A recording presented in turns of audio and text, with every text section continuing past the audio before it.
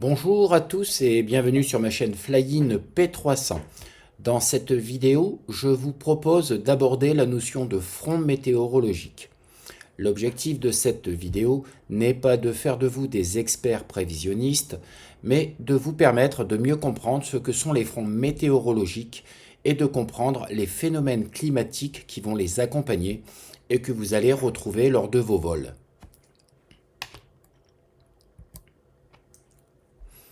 Au cours de cette présentation, je vous propose donc tout d'abord de définir ce qu'est un front météorologique et quelles en sont les caractéristiques. Nous aborderons ensuite les différents types de fronts et comment ils sont cartographiés. Enfin, nous analyserons les conséquences de ces différents fronts sur un vol. Alors tout d'abord, qu'est-ce qu'un front météorologique ?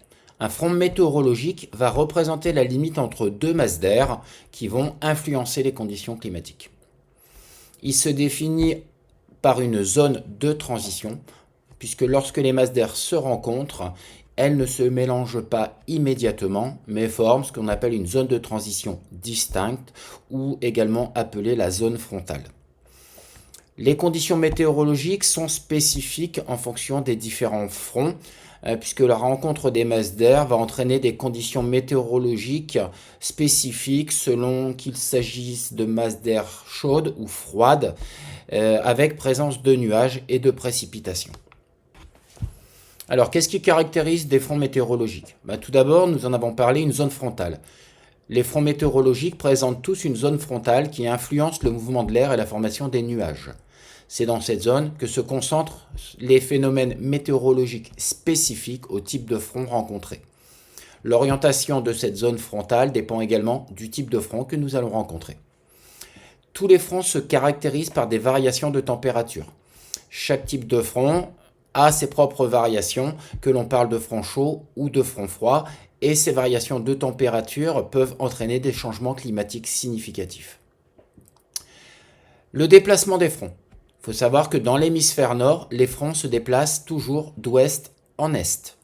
Ils s'enroulent autour des dépressions, qui sont les zones de basse pression, dans le sens inverse des aiguilles d'une montre, par le phénomène de la force de Coriolis.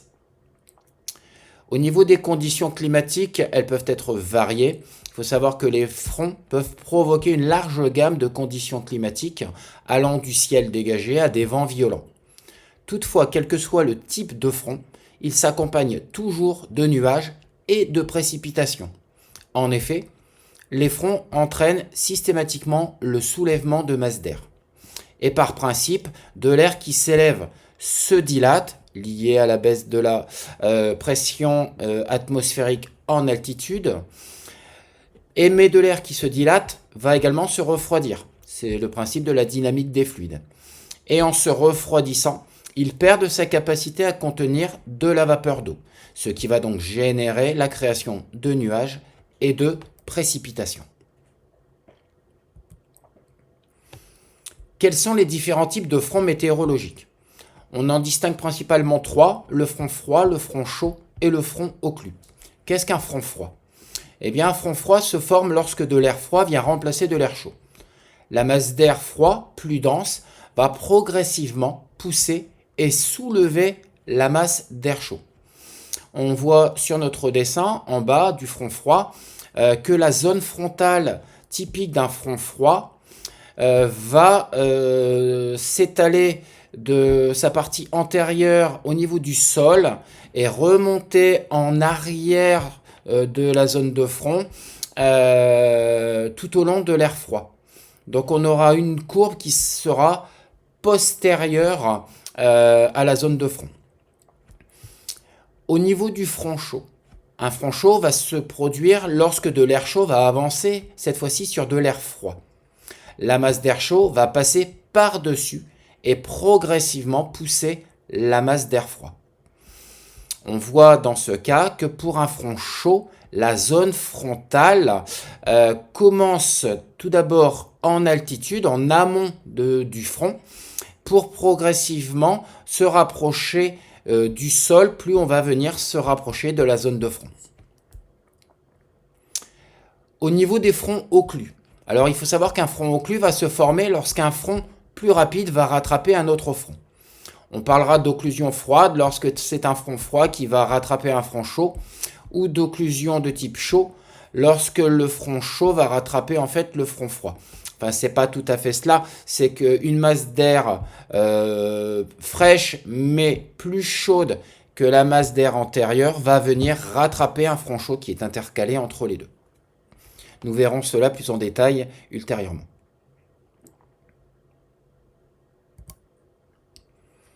Alors, si on s'intéresse plus particulièrement au front froid, la formation d'un front froid, on le rappelle, se crée lorsque de l'air froid va venir pousser une masse d'air plus chaude, ce qui va provoquer des changements dans le temps. L'air froid dense vient pousser une masse d'air chaude plus légère, et donc le front froid va avancer assez rapidement, puisqu'on peut parler d'effet un peu bulldozer. Souvent, quand on parle d'un front froid, on parle d'un effet bulldozer, c'est-à-dire qu'on a une masse d'air froid qui pousse rapidement une masse d'air chaud moins dense devant elle. Au niveau des conditions météorologiques, les fronts froids entraînent souvent une instabilité de la masse d'air en avant de la zone frontale, qui vont occasionner des averses de pluie, des orages et une chute rapide de la température. Et si on regarde notre schéma, on voit très bien que sur le devant de la zone frontale, on va retrouver des nuages typiques des zones d'air chaude instables, et donc des nuages de type cumulonimbus ou cumulus ou tower cumulus. Dans le bas de la zone frontale, on va retrouver potentiellement des nuages de basse altitude de type stratus, stratocumulus. Et si l'on avance vers l'arrière du front froid, on voit à ce moment-là qu'on va être donc sur de l'air plus froid et donc plus dense, plus stable, et on va retrouver en premier lieu ce qu'on va appeler un ciel de traîne, puis derrière cela des cumulus de beau temps. Un front froid sur la carte de front que nous verrons tout à l'heure est signalé par une succession de triangles bleus rejoints par une ligne. En ce qui concerne le front chaud, donc la formation d'un front chaud va donc se former lorsque de l'air chaud va glisser sur une masse d'air plus froide, créant de même des interactions atmosphériques. L'air chaud étant moins dense que l'air froid, il a du mal à pousser la masse d'air froid qui est devant lui. Donc ce qui a pour conséquence que le passage d'un front chaud va être beaucoup plus lent que le passage d'un front froid, puisque pour un front froid, on va parler de quelques heures, alors qu'un front chaud, on peut très bien parler de plusieurs jours, et donc l'arrivée d'un front chaud signifie souvent du temps maussade sur une durée relativement longue. Au niveau des conditions météorologiques, le passage d'un front chaud est souvent associé à la formation de nuages de type strates qui vont se densifier et qui peuvent apporter des pluies relativement légères. Alors on voit sur notre schéma que le front chaud, au niveau de sa zone frontale, donc il va d'abord se situer en amont de la zone de front, en altitude, où on va d'abord commencer par retrouver des nuages de haute altitude de type cirrostratus. Mais ensuite, plus le fond va arriver vers nous et plus nous allons avoir une zone nuageuse dense avec des nuages de type altostratus, nimbostratus, voire stratus et stratocumulus légèrement en amont de la zone de front. Et la caractéristique principale, c'est que cette masse nuageuse a une base qui progressivement vient rejoindre le sol. Les pluies sur un front chaud se situent en amont de la zone de front, enfin du front proprement dit. Sur une carte, un front chaud va être signalé par une succession de demi-cercles rouges.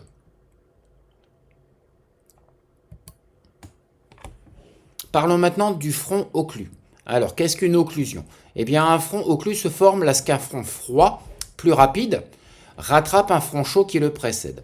Ce qui a pour conséquence de pincer et coincer le front chaud entre deux masses d'air plus froides. De ce fait, l'air chaud va alors s'élever au-dessus de ces deux masses d'air. C'est ce qu'on appelle une occlusion. On distinguera deux types d'occlusion, l'occlusion froide et l'occlusion chaude. Alors l'occlusion froide, nous la voyons sur notre schéma du haut. On constate qu'en fait nous avons une masse d'air qui accompagne donc le front postérieur, qui est plus froide que la masse d'air antérieure. Qu'est-ce qui va se passer?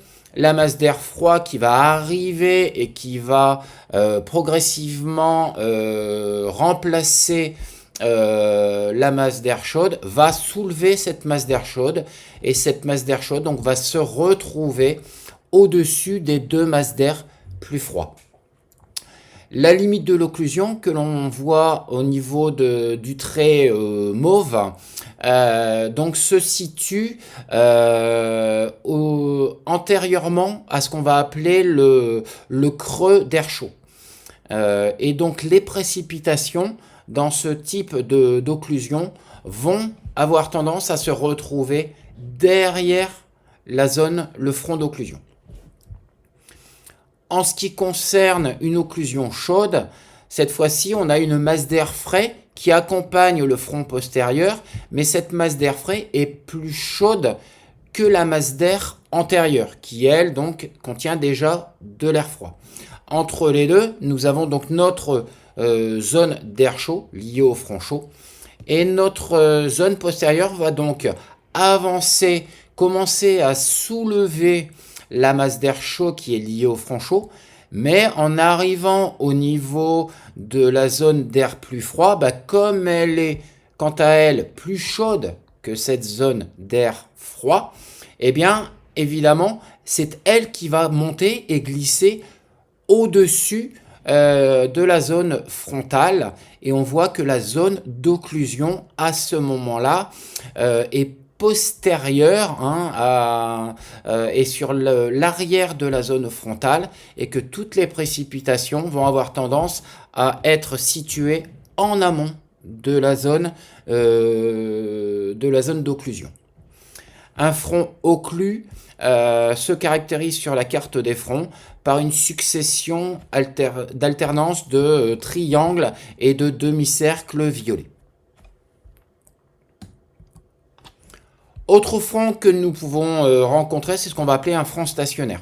Alors le front stationnaire, contrairement aux trois exemples que nous venons de voir, eh bien à ce moment-là, nous n'avons pas de front qui va venir, ou de masse d'air qui va venir se substituer à une autre en la poussant. Non, dans le cadre d'un front stationnaire, nous avons bien deux masses d'air, une masse d'air froid et une masse d'air chaud, délimitées chacune par un front, mais ces deux masses d'air vont glisser l'une le long de l'autre.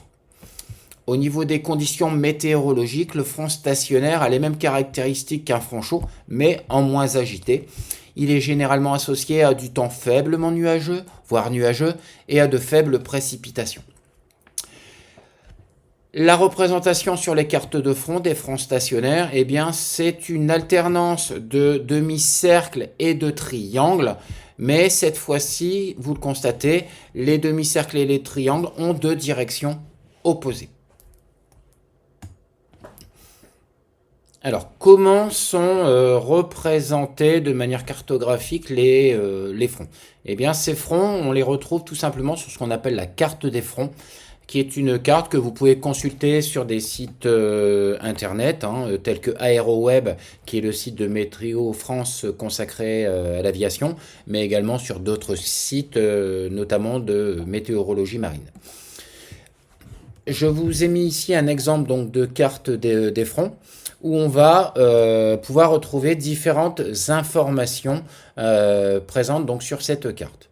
Tout d'abord, on peut voir que cette carte ne représente pas seulement les différents fronts, mais présente également les différentes zones de pression, puisqu'on va retrouver sur cette carte ce qu'on va appeler les isobars, qui sont des lignes de pression atmosphérique égales.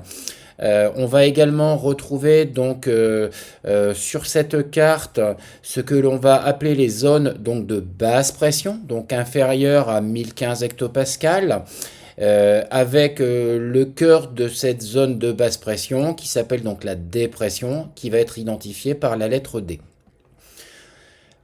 On va également, à l'inverse, retrouver sur cette carte les zones de haute pression, donc supérieures à 1015 hectopascales, et identifier dans cette zone de haute pression le cœur de cette zone qui sera identifié par la lettre A pour anticyclone.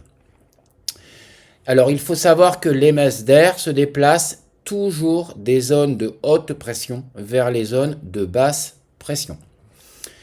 Au niveau de la représentation des différents fronts, donc nous avons déjà abordé ce point, il faut toutefois distinguer deux représentations, les fronts actifs et les fronts peu actifs. Alors, les fronts actifs sont représentés donc selon qu'il s'agisse d'un front froid, d'un front chaud, d'une occlusion, d'un front stationnaire, par les différentes formes, mais elles sont reliées par une ligne continue.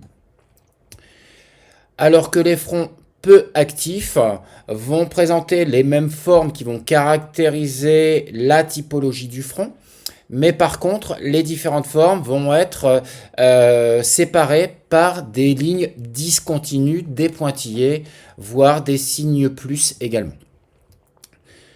Donc si on regarde la carte que nous avons ici en exemple, on peut constater que nous présente différents types de fronts.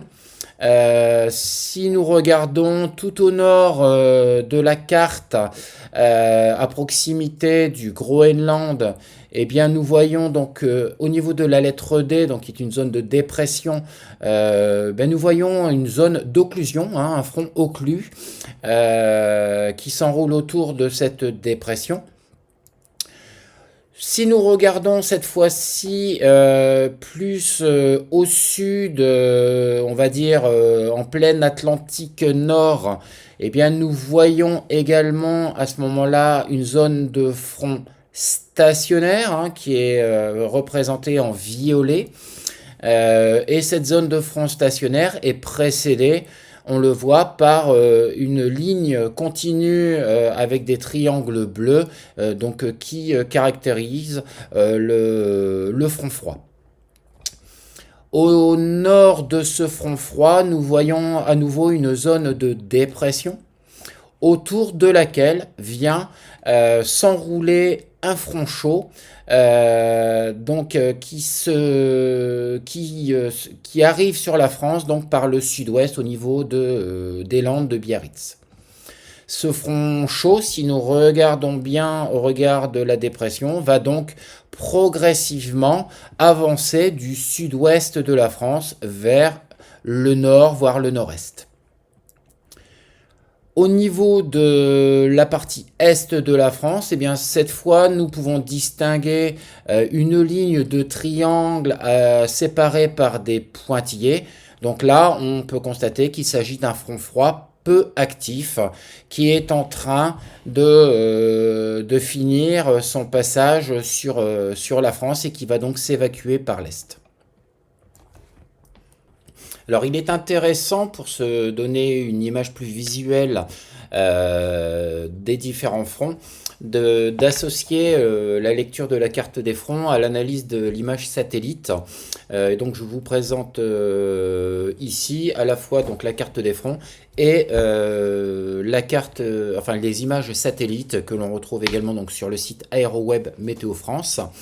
Où on va pouvoir retrouver justement nos différents fronts qui vont là être traduits dans l'image satellite par les nuages qui vont être rencontrés en fonction des fronts que nous allons apercevoir. Alors, si on regarde notre carte satellite, on voit qu'à l'est, nous avons une zone avec des nuages bleutés, assez dispersés. Il s'agit en fait de cette zone, c'est la fameuse zone de front froid peu actif que nous voyons qui est en cours d'évacuation sur la carte des fronts et donc qui est identifiée ici sur l'image satellite. Si nous allons cette fois-ci vers l'ouest de la France, eh bien, on commence à voir arriver le long de la ligne rouge que j'ai tracée et qui caractérise en fait le début de la zone frontale qui précède le front chaud. Eh bien, nous avons cette bande de nuages qui est également de couleur bleutée, donc qui signifie que ce sont des nuages d'altitude. On voit que derrière cette bande bleutée commence à apparaître une zone à la fois de nuages bleutés, mais qui a une tendance à être un peu plus, à tirer un peu vers le jaune. Eh bien, c'est une zone de nuages bas qui est sous les nuages de haute altitude. Donc, on a cette zone de nuages bas et qui sont des nuages principalement de type stratocumulus, voire stratus. Et donc, en arrière de cette ligne rouge, on a donc toute la zone qui va précéder l'arrivée du front chaud actif. J'ai indiqué par la flèche donc le sens de déplacement de ce front qui correspond au déplacement que l'on peut voir au niveau de la carte, puisque le front va s'enrouler autour de la dépression située au large de l'Irlande. Et donc ce front, cette zone frontale va progressivement avancer pour parcourir la France d'ouest en est. On voit également qu'entre les deux zones de front, on a également une zone nuageuse également qui tire dans le jaune, qui est également une zone de nuages bas de type stratus ou stratocumulus. Donc l'analyse de cette carte des fronts associée à l'imagerie satellite permet de mieux visualiser ces notions de front et le type de nuage auquel on va être confronté en fonction des différents types de fronts que nous allons rencontrer. Alors, il est intéressant maintenant de voir quelles vont être les conséquences sur le vol de l'arrivée des différents fronts.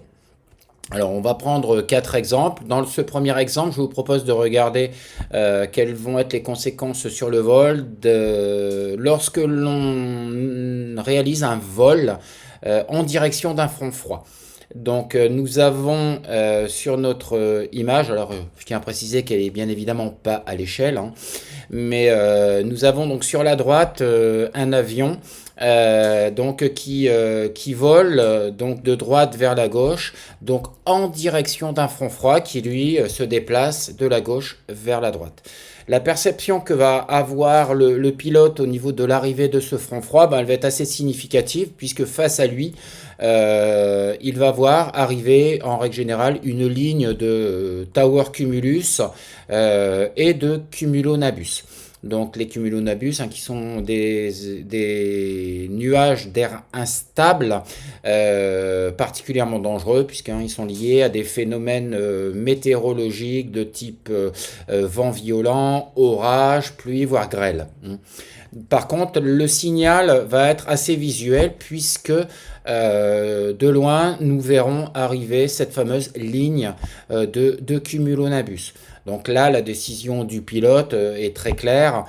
C'est soit j'ai la possibilité de contourner cette zone d'instabilité, soit je prends la décision de me dérouter et d'aller me poser sur un aérodrome de dégagement en attendant que le front froid passe au-dessus de moi. Autre cas de figure, cette fois-ci on va s'intéresser toujours à un front froid, mais là on vole derrière le front et dans le même sens de déplacement que le front froid. Donc le pilote va d'abord traverser une zone d'air froid, donc d'air stable, car dense, avec potentiellement des cumulus qu'on appellera des cumulus de beau temps. Plus il va se rapprocher et rattraper la zone frontale, et plus à ce moment-là, il va commencer à rencontrer des nuages plus de type altocumulus, voire des stratocumulus. Et là, on remarque que la zone frontale, donc si on regarde bien de la gauche vers la droite, ben, cette zone frontale a tendance à rejoindre le sol pour arriver au niveau du sol ou proche du sol, au niveau de la limite du front. Là également, des signaux d'alerte assez perceptibles, puisque face à lui, il aura également la vision de cette masse nuageuse composée principalement de tower cumulus et de cumulonimbus. Et donc là, bien évidemment, inutile de poursuivre le vol pour aller rencontrer cette zone frontale et cette zone de forte instabilité. Hein, soit on se pose et on attend, on laisse le temps à ce front froid d'avancer, sachant qu'un front froid s'avance quand même relativement rapidement. Mais en aucun cas, on ne cherche bien évidemment à passer au travers, la possibilité étant éventuellement de la contourner. Maintenant, on va s'intéresser aux conséquences sur le vol lorsqu'on est en présence d'un front chaud. Et le premier exemple que je vous propose, c'est on va voler vers ce front chaud. Donc de nouveau, on prend un avion qui va se déplacer, lui, de la droite vers la gauche, en direction d'un front chaud, donc qui, lui, se déplace de la gauche vers la droite, donc qui arrive sur lui. Que va rencontrer le pilote au niveau des conditions météo?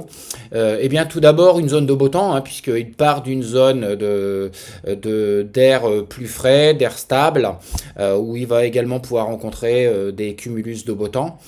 Et l'arrivée du front chaud va d'abord être perceptible par la zone frontale avec des nuages d'altitude. Alors on voit très bien qu'une zone frontale sur un front chaud peut s'étendre sur plusieurs centaines de kilomètres en amont de la ligne de front. Alors, on a en premier lieu donc l'apparition de nuages de haute altitude de type cirrus. Puis cette masse nuageuse va se densifier pour laisser place à des nuages de strates de type cirrostratus, dont on est toujours dans des nuages d'altitude, mais progressivement, et plus on va avancer vers le front, et plus ce front va avancer vers nous, plus cette masse nuageuse va se densifier, et surtout va avoir tendance à avoir une zone frontale qui va se rapprocher du sol. Et là, bien évidemment, le risque au niveau du vol, c'est de continuer à avancer vers cette zone, vers ce front chaud, puisque si je continue d'avancer vers le front chaud, je vais devoir progressivement diminuer mon altitude, avec le risque à un moment donné de me retrouver sous une altitude de sécurité, voire à l'arrivée à proximité de la zone de front, de retrouver des conditions météorologiques très dégradées avec des nuages de type stratus, voire stratocumulus, et les risques associés tels que la mise en IMC. Donc dans ce cadre-là, il faut faire très attention, car contrairement au front froid où on a littéralement un mur de nuages de type cumulonimbus auquel le pilote est très sensibilisé, le front chaud peut être assez traître, puisqu'il va vous amener progressivement à diminuer votre altitude jusqu'à vous retrouver éventuellement en situation fortement détériorée. Et ce n'est jamais une situation d'avenir que de continuer à voler dans la direction d'un front chaud. Alors les solutions, bien évidemment, à ce moment-là, c'est la possibilité de se dérouter pour aller se poser sur un terrain de dégagement.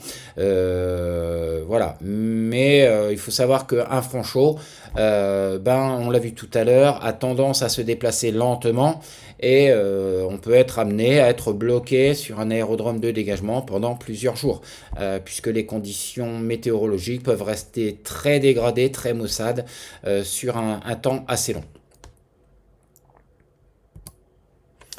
Dernier exemple, à ce moment-là, on va toujours prendre le cas du Franchot, mais je suis en arrière du Franchot et je vole en direction de ce Franchot, mais je finis par le rattraper. Et là, face à moi, qu'est-ce que je vais pouvoir remarquer?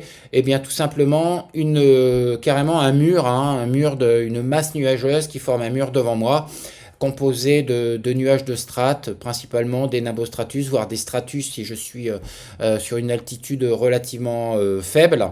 Mais en tout cas, j'ai un signal d'alerte qui me dit clairement que là, je ne peux pas passer. Donc bien évidemment, on adapte la suite du vol.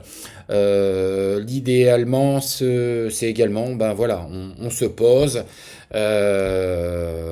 on attend l'avancée du Franchot et voir, on envisage un retour, mais en aucun cas on essaye de passer à travers ce Franchot qui va nous amener des conditions climatiques et notamment de visibilité très détériorées. Alors, en conclusion, ben, n'hésitez pas hein, à intégrer l'analyse de la carte des fronts et des images satellites hein, lors de votre briefing météo. Cela vous aidera à mieux prévoir les évolutions de la météo lors de vos vols. Cette vidéo est maintenant terminée. Si vous avez aimé son contenu, ben, n'hésitez pas à liker hein, et à vous abonner pour soutenir ma chaîne et être informé des prochaines vidéos mises en ligne. Je vous souhaite une excellente journée et fly safe.